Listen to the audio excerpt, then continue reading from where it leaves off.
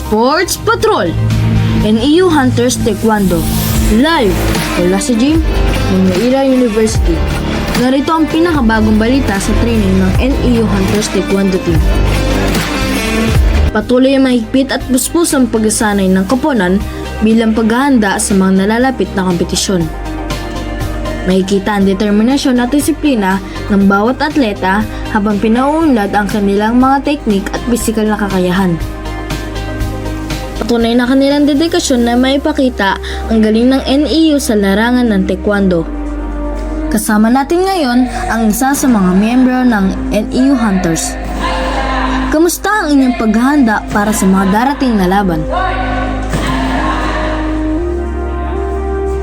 Masinsinan po ang training namin at nagtutulungan kami bilang team para mas mabuti ang aming performance.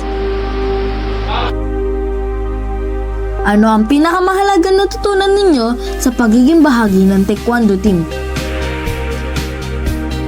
Disiplina, respeto at tiyaga po. Hindi lang sa training, kundi pati sa araw-araw na buhay. Ano ang mensahe ninyo sa mga sumusuporta sa NEU Hunters?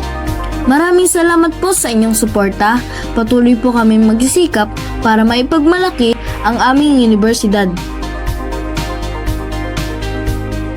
Sa kabila ng hamon ng matinding training, nananatiling matatag ang NEU Hunters sa kanilang layunin, ang makamit ang kahusayan at tagumpay sa bawat laban. Mula dito sa Naira University, ako si Marco Valdos, nag-uulat para sa Sports Patrol.